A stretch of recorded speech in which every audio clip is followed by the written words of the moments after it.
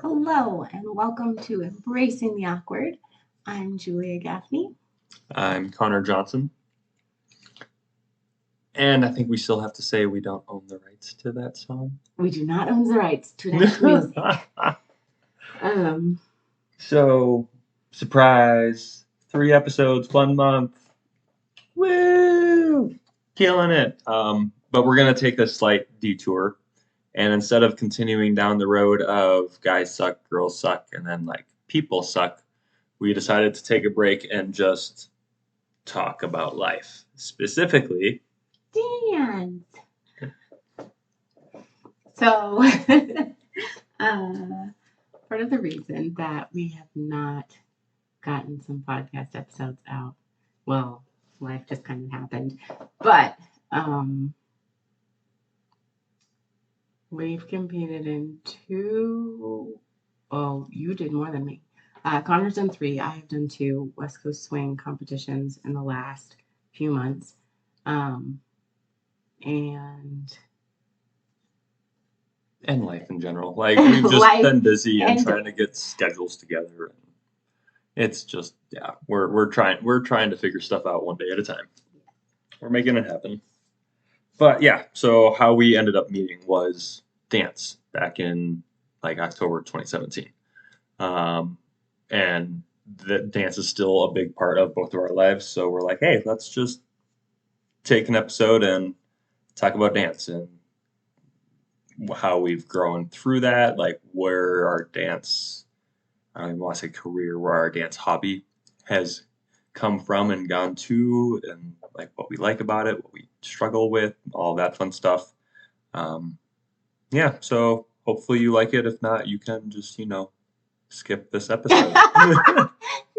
If you're a true awkward fan, you will listen to every episode on repeat till the next one comes out. So, wow, okay. It was just an observation.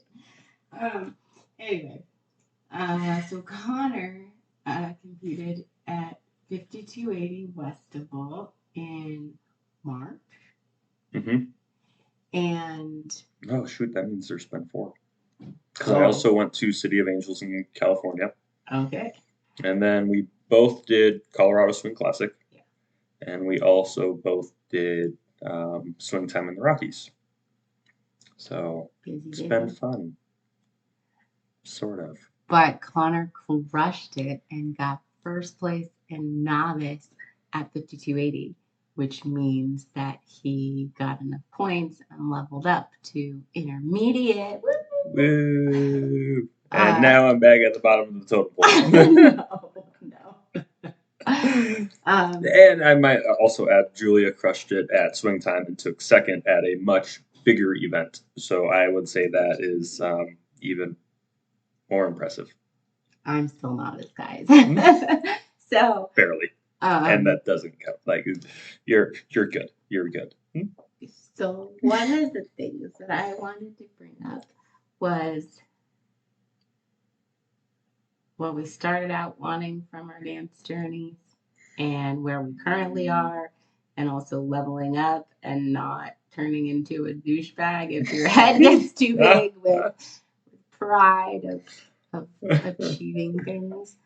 Kind of a big deal. Yeah, you are. Jeez. I am not. It's okay to be a big deal as long as you don't tell the world. Like, you know you're a big deal. Just harness that energy and let it seep into confidence. So I don't remember how long you've been West Coast swinging. Like I was literally just starting when we met. Okay, but you danced in Washington. Yes, that was blues, fusion, and Argentine tango. Oh, okay. Yeah. So then when we both started learning, West Coast swing was really hard for me because I was used to ballroom and East Coast jitterbug. And my sister took me dancing and I was like, my hips hurt and I don't like it and there's too much walking and I'm marching around like an idiot. And then she gave me bridge to intermediate classes at the turn for my birthday. And after I learned how to do a whip, I was like, this doesn't stink so much because I know what to do with my feet. So it was I was really happy in the beginning of dance. And I danced all the time. Like, I would dance on Sundays, Wednesdays, sometimes Fridays and Saturdays, but at least Sunday, Wednesday, Saturday. So I would dance 3 or 4 times a week, and I was just fueling my dance habit. It was just fun. And then I went to my first competition. um, my first competition was 5280. 2018. Yeah, Yeah. that was a long time ago. And I did newcomer, which is kind of like a pretend category for people who are just starting to dance or haven't competed before. It's a good first thing to dip your toe in if you want to just get your feelers out, see how you like it. Yeah. And you don't get like real points or anything for it, but it's a good experience. Mhm. So maybe define for listeners. I'm going to assume some of them aren't dancers. They define what. I would highly recommend dancing to anyone, especially West Coast swing. However, if you have no clue what we're talking about, what are points? Like, what do you mean by points? So there are different divisions within West Coast Swing. There is newcomer, novice, intermediate, advanced, all star, and then champion. So newcomer is just for people trying it out. You can, if you win, depending on how many people competed, you will get points for winning. So let's say there 75 people competed, you might get 15 points if you were in like first place. Whereas if 20 people competed, you might get 5 points for first place. Newcomer points don't count for anything, but you do get them technically. And novice, once you have reached 15 points, which you reach by placing or making finals, then I think you can get to 30 novice points before they kick you out. Mm-hmm. But as soon as you can't stay here. So once you get to 15 points, you can choose to compete in intermediate. But if you stay in novice and get to 30 points, at that point, they kind of say you gotta move up. You have to move up. It's time for you to now compete at a higher level. So then they push you up to intermediate and say now you have to dance intermediate. Whereas if it's less than that, you can technically go back and forth until you get intermediate points. And at that point, you have to stay intermediate. And then so on and so forth. Yeah. So for each level, there's a certain amount of points. Once you get that, you can move to the next level. So I competed in newcomer and I did not make finals. I was first alternate, which means if someone drops out, I get to take their place. And I should have just told me because I could have just maybe like someone could have accidentally broken their leg or something. I don't know. By no means do I actually condone that. Only on special occasions. So I did not realize, because I'd never competed before, that at a lot of events, if there are 50 plus people competing per role, so leader and follower, it's kind of a big deal if you make semifinals, second semis, I don't know what they're called, finals, or even if you're a first or second alternate is a big deal. Mm-hmm. So me being used to competing and trying to win, I was kind of sad that I did not get anything. And then my friend Cassie calls me and says, hey, we left and we're not coming back to the competition, so you get to take my place. And so I was like, yeah. So I got to compete in newcomer, and my partner and I got first in finals. So it's newcomer though, which is good. So cool. But that was my first introduction to competition. What did it do? Did it change your perspective on dance? Did it, like, what did it do after that first event? So right now, I feel like my perspective has significantly changed. Right after we won, I was like, ah, I got money. Like I'm happy. I got a certificate. Like it's all good. I'm a big deal. I felt better about myself because as a new dancer, I mean, from 2017 to 2018 is not that long to be dancing, and I think it did give me a boost of confidence in my dancing, but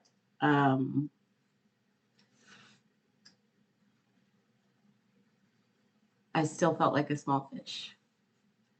And so feeling like I felt like I graduated from diapers to pull ups. I was like, I'm a big kid now, but I'm still not potty trained. Like, I could. Sorry, I don't know where that came from. Good analogy. Have to run. But like, I'm a big kid, but also I see all these incredible dancers around me that are doing cool moves and are way higher level than I am. And so I'm like, okay, I did okay, but I'm not them yet. Like I'm not I want to improve. I want to get better. But at that point, I just got a taste for competition. Um, Tell me about your first competition. I might give some backstory first. Mm.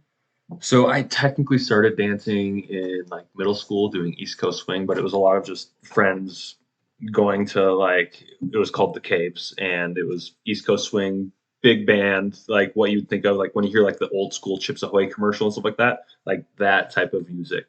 Um, and I loved it. Like dancing was always fun, and so I continued that through high school. College, I went more country swing and line dancing, and then after college, I picked up blues, fusion, and Argentine tango, and fell in love with Argentine tango.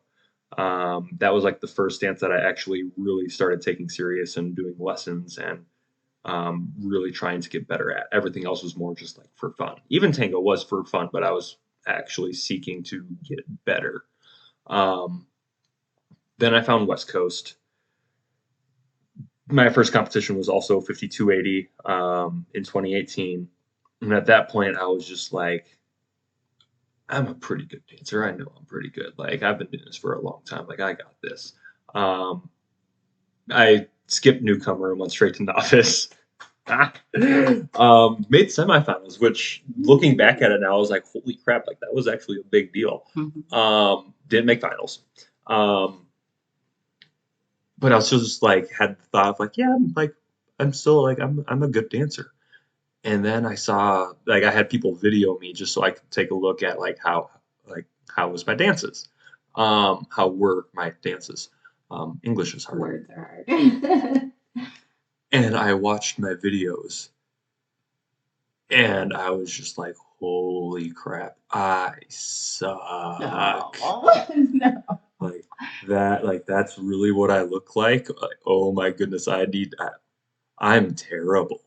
And so I very quickly went from doing like the intermediate classes at like the Mercury Cafe or Denver Turn Brian or like any group class before a dance. I was doing like the intermediate class. I immediately said, nope, and went all the way back to the beginner class. And I stayed there for at least 6 months because I'm like, I need to fix all of it. Um, yeah, so it was a good humbling moment for me to realize I am nowhere near as good as I thought I was. Um, so it gave me a good perspective of where I truly was, which was good. Some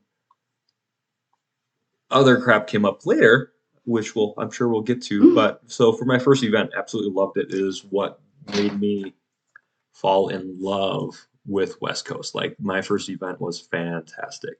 Um, but it also helped me realize I have a long way to go and I need to go back to like the basics and fix everything. I didn't know that. Yeah. Okay. 5280. Who knew? Right? So after your first competition, you said you fell in love with it. So from your first competition until also, should we talk about the difference between social dancing and competition dancing? Go for it. I don't. Thanks, buddy. Yep, you're welcome. So social dancing is just dancing for fun. There's a lot of different places to dance, but competition dancing is totally different, where you are literally paying someone to judge you technically and tell you if you're good or not. There's a lot of people who social dance, and some people don't compete at all. And there are people who are amazing dancers who never compete. But I think after watching some of the pros, for me, I was just like, Tessa Cunningham Monroe. Oh my God. Oh my God. Oh my God. She's gorgeous. I just wanted to have the grace and the finesse to like glide across the floor, but also break it down. Like, the best of both worlds. COVID killed my dancing buzz. I said I was going dancing 3 or 4 times a week, and to not see those people and to not dance really for over a year was emotionally and physically a struggle. Like, dancing definitely kept me in good shape because I was dancing all the time. You don't realize how many steps you get when you dance. But at the end of, a competition weekend, when I have 80,000 or 100,000 steps, I'm like, that counts as a workout.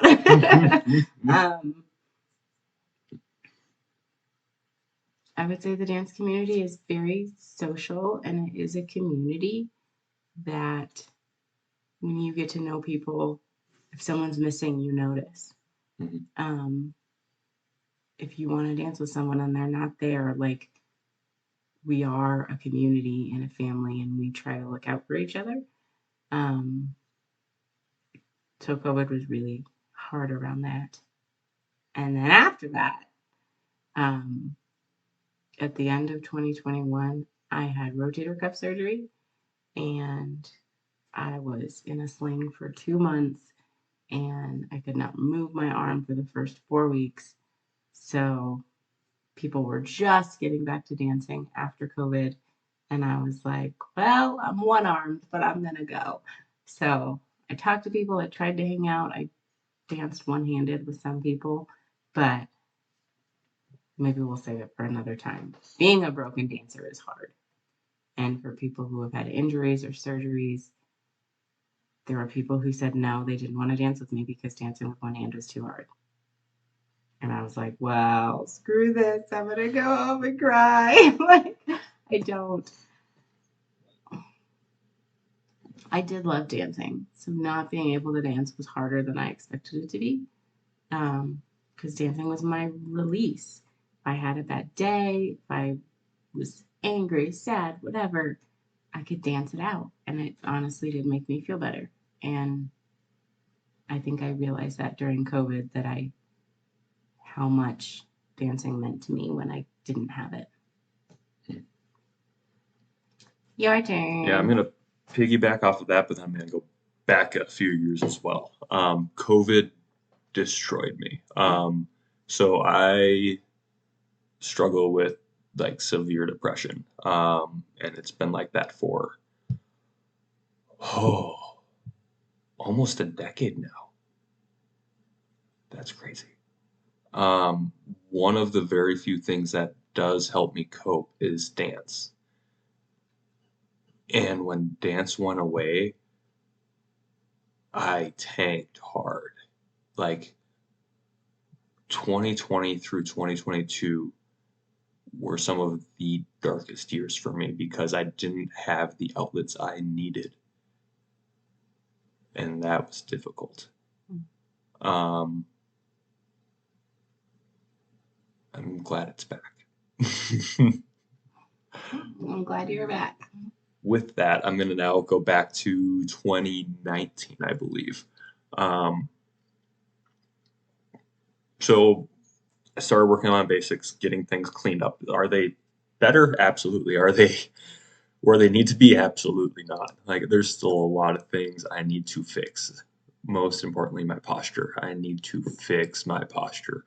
But with that, I went to a competition in 2019 and it did not go well. Like I didn't dance well, I didn't place well. Like it was a bad event for me when it comes to like competition, and it destroyed me. Like I mentally and emotionally and like dance wise checked out for 2 3 weeks because I was a mental wreck because of how poorly I did. Which made me definitely have a come to Jesus moment. Like I had to sit down and deconstruct and try to reconstruct what I was dancing for. And I feel like this is a struggle with a lot of people where we put so much onus on how did we do in competition? Mm. Did I make semifinals? Did I make finals? Did I place? And if that doesn't go well, it it hurts. It hurts deep. Um, and I get it, but I wish that was one thing we could fix in the dance world is to let people know placement isn't everything. The competition and how we do within the competition should be fun, but it shouldn't be the thing that dictates how we feel about our dance because it absolutely owned me. And I had to really work to have that not be the reason I dance. And that got better to the point where like I do a lot better now if I don't place or if I don't make finals. Like it doesn't affect me as much. Like it still stings a little where I'm like, dang it, like I thought I did well, but I'm able to brush it off and still have a good weekend or a good week. Like it doesn't affect me like it used to, which is good. However, the more recent thing I'm starting to realize is I no longer look for my identity. No longer look for my worth in my placement, but I still very much find my worth in do the I don't want to say this, but I'm going to say it. Do the quote unquote good dancers want to dance with me? Mm. Do the people who are advanced, all star, um, champions aren't usually out dancing as often, so I'm more Yeah. focused on the advanced and all star. But do they actually want to dance with me, or is it just everyone who's at the same level as me? Which I mean, like, on one hand, like I get it, like I know I'm not very good, but I still like the desirability is always appreciated. Yeah, it is. Um, but I'm realizing like, and this is the other thing is so along with depression, I struggle with confidence. Like I do not have confidence in me as a person or in me as a dancer. Like I am very hard on myself and I lack confidence. Um, and so if I do have a dance that doesn't go well, or if I feel like my partner isn't having a good time, or is more like, or even worse than not having a good time, but is more of like a you, like you messed that up, or that was like it destroys me. Like and so I'm no longer looking for my value in my placement, but I still am looking for my value in, for lack of better terms, like my social standing within the dance community. And that's like the new thing I need to deconstruct. Like I don't want, well, A, I need to get confidence in general, but B, I don't want my self-esteem or my confidence to be dictated off of did I have a good dance? Did I have a fun partner? Did my dance partner, like I want my dance partner to have a good dance. I want them to have fun. Like that is my ultimate goal, but I don't want it to own me if I did mess up. And it absolutely does. Like so much so where like it will ruin my night if all of a sudden like I don't have a good dance with someone. Like all the insecurities start to build up and it just throws me off and I have to like just check out because I'm done. So now I need to like deconstruct that so that way I can just have confidence in me and my abilities and know I am growing because I'm always going to be growing. Um, that's going to be a much harder one to let go of. That was a long answer, but there you go. I appreciate it. Do you feel that that's the competition side of West Coast Swing affecting you? Because if we never competed, like you are literally paying someone to judge your movement, technically, to judge your body. So if you didn't compete, would you feel the same way? Yes, because it's not competition based anymore. Like even when I'm social dancing, if I'm dancing with someone who I know is better than me, um, I'm usually a decent judge of is someone having a good time? Like how are they feeling right now? And there are definitely times where I'm like, I effed that up. Like I missed that. I blew that. Like, and I'm just like, part of me is like, I can do better. Like I'm seeking their validation. And like that's, I it's the wrong motive. Um, so for me, then like, there's still lots of things within my dance technically that I want to get better at because there's a lot that needs to get better. But from a life goal perspective, the thing I need to grow in now is confidence. And I think if I can do that, I think it will help both on and off the dance floor. So I appreciate you sharing that because I know it's not easy. Do you think that you are the only dancer that struggles with confidence? No. Okay. You're not alone, Brian. That's what I'm trying to get at. I'm with you. I'm so with you. I know it's different for follows versus leads, but there is a part of dancing where, especially when you watch pros and routines and things, that there's a part of you with all the glitz and glam and fancy moves and stuff, like it inspires you. It's like a kid meeting a firefighter for the first time, like you're in awe. And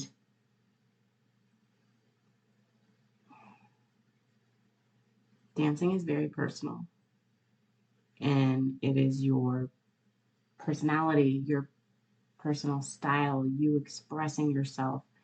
And like you said, it can be crushing in competition when you express yourself and the judge says nope. So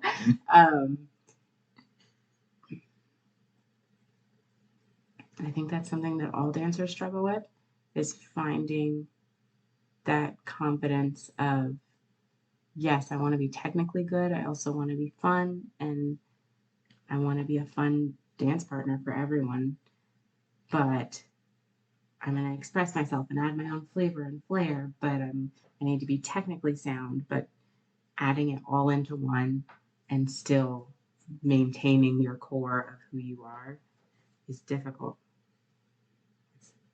It'll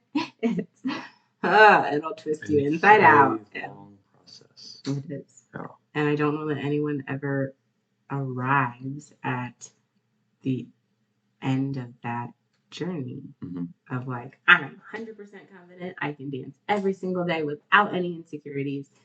I know that I'm the whole bag of chips. And, you know, I don't know if there's, even among the champions, I don't know if there's anyone who never has an off day. And sometimes it's just the DJ and not vibing with the music that night. No offense, DJs, but sometimes it's your fault that we don't dance well. Just saying. Uh, I'm curious if the champions would say that. Because I've definitely talked to some champions where they're like, doesn't matter if it's a crap song, like you can still, like, it might not look like the most amazing dance because the music didn't allow for it, but that doesn't mean that the technique and the musicality and the connection still can't be on point. Connection and technique can be on point. I don't know if there can be musicality when it's a terrible song. Like it is hard when people say like, "Okay, you learn your basics," and you have to feel the music. You have to. But if it's what song did they play? It was a really not great song choice, but Don't name the song, just oh, okay. At a competition that we went to recently, there was a song played that was a country song. Yep. And it came on, and even the judges were like, "What is this garbage?" And all the competitors are just dancing for their lives, just trying to make it work. And we were just like, that was rough. But that's also part of dancing. Sometimes that, we've gotten some songs where you just have to laugh with your partner because you're like, how are we going to make this work? Um,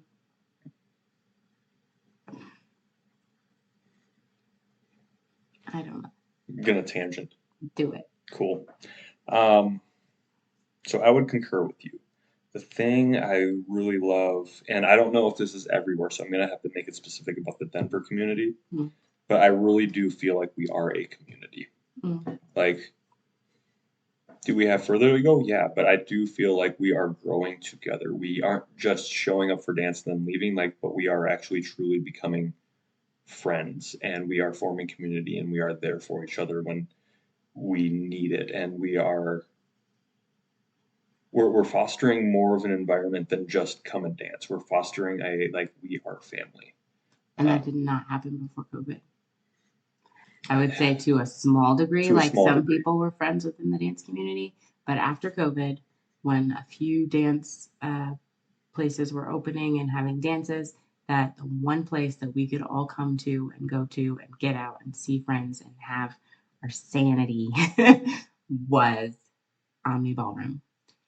And that community who was there, I feel like those are the core people who are going out and trying to foster relationships, who are caring about people, who someone had a baby, we're going to have a baby shower for them or take them a present. So and so is sick, so we're all going to sign a card for them. That kind of community strengthened and was definitely amplified after COVID because you don't realize what you have till you don't have it. And I just want to make sure we don't lose it. Like, my hope is that we can continue to grow that and help it become more and more, so that way more and more people feel like they can plug in and be a part of something. The thing that I struggle with, and this is my insecurity, but it definitely does happen where if I'm social dancing, um, I will dance with someone and it maybe isn't the best, or it's the best I can do, but it's way subpar compared to what they can do. But I want to dance with them again. And so I will, like, make eye contact with them or start to approach them. And I then just get the cold shoulder where they just turn and walk the other way. And it's not like that was a one off. Like, it definitely, like, it happens more often than I want it to. And it hurts. Yeah. And on one hand, I don't want to hold it against them because it's like I know I can't give them the best dance compared to what they can attain.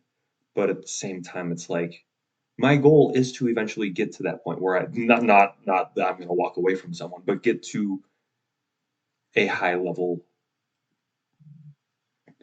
degree, a high level status when it comes to, like, a dance competition. However, I absolutely hope I never lose the desire to make everyone feel welcome, to make everyone feel like that was the best dance. Like, thoroughly enjoyed that dance. Even if it's not to the best ability that maybe I can do at that point, I can still have fun. Like I still want to make sure that I am open to dancing with anyone and everyone, and that I'm going to have a good time with anyone and everyone.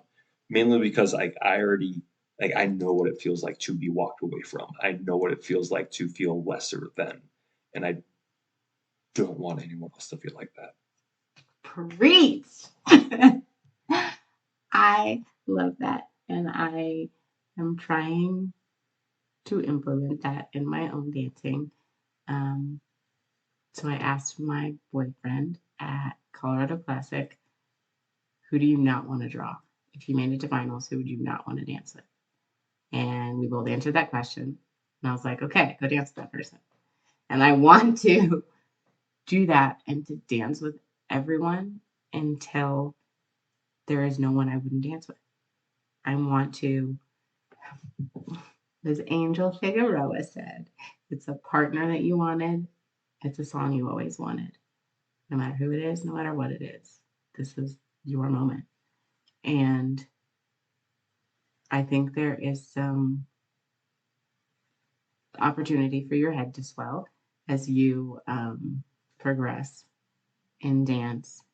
And I don't want to be that person who levels up and then turns into a jerk that will only dance with people of a certain level, or who talks about people behind their back, or who gives people the cold shoulder.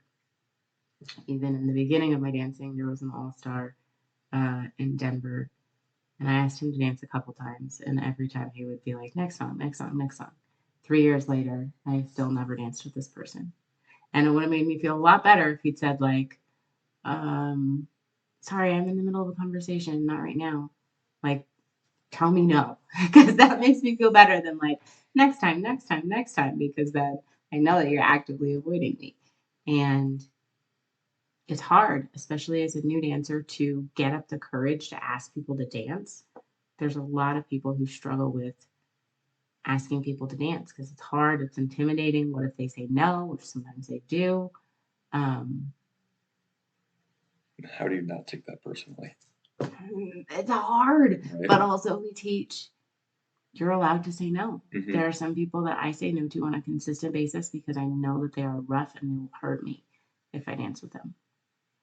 And that's not a knock at dancing, but it's a weird line between being able to say no, but also it's so personal. It comes down to communication. So it, That's also, I'm not gonna. I very rarely say no, but on the off chance I do try to make it a point to then seek that person out. Like if I am taking a break or whatever, I try to make a point to then go find them later and dance with them, because I don't want them again to feel like me. Because I also like several times it's like next song later. How about tomorrow? And then it never happens, and it again it makes you feel lesser. So if it is a no because they aren't a safe person, don't I would just don't give them hope that it's going to happen later by saying next song or later. Like just say no. Yeah. Um, but it is hard because on one hand it's like I I just don't want anyone to feel unwelcomed or not good enough, or because we all had to start, and like I'm talking like I'm this expert person. It's Like fine. You could do it. we all started at some point. We all were a beginner at some point. So like if we want the community to grow, if we want in twofold, if we want the community to grow just in numbers, we need to be welcoming and to everyone, regardless of skill level. Two, if we want the community to grow with skill level, how else are they going to grow unless the higher level dancers give them a shot so they can feel what the potential, like where the potential could even be. If they don't have even an idea of the potential that they could get to, how what are they going to base it off of? Mm-hmm. Like I really want not just Denver, but the whole dance community to get better at not being elitist, not being cliquey, but truly being a community where everyone is welcome, and not just welcome, but like appreciated and loved and desired to be danced with. Like they actually are a joy to be around, kind of a thing. I appreciate your attitude about that. That when you know what it feels like to be shunned, it should make you all the more welcoming. And I really want to be the reason that someone smiles and comes back because I know what that feels like for me. And I also know when I first started, and even recently, that there was a champion that asked me to dance. And, it made me a little weak in the knees to be like, he asked me to dance. Like, we know each other outside of dance. So, but still, like, I was like, yeah. So I want to be that. I want to welcome someone else, even if it's their first night having a lesson or if they've been dancing for a long time. I want them, whether it's a silly dance or a technically on point dance or whatever, I want them to smile and be like, that was fun. I'm glad I came tonight. And I like what you said, where it's like be the reason someone wants to come back. I feel like that would be a good just thing to always remember. I'm trying to get braver because since I'm 7 months out from shoulder surgery now, I was kind of afraid to ask new people to dance because I was like, I only have one arm. I don't know how this is going to work. And one night I was feeling particularly bad about my brokenness. And there was a guy I hadn't seen before, and I was like, well, I'd ask you to dance, but I'm broken. And he was like, well, I'd ask you to dance, but I'm not very good. And I was like, oh, baby, let's do it. So we danced, and he had a handful of lessons, and I could only use one arm. And we laughed, and it was not the most technically on point dance, but we both had fun because we tried because the offer was there because someone asked.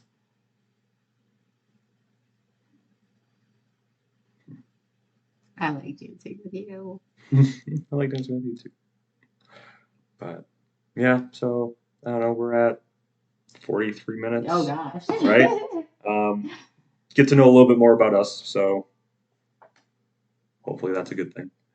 But yeah, no, we love dance and hopefully it will continue to be in our future. I'm definitely pushing and growing and trying to get better, and that's at least twofold because it's better at dance, but at the same time it's better with like confidence, stuff like that too. So it's twofold.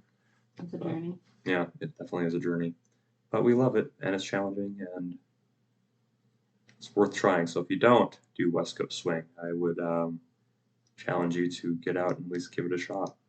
Come meet our family. Woo. Well, thanks for listening in, and we will, I don't know, get this going again here shortly again. Bye.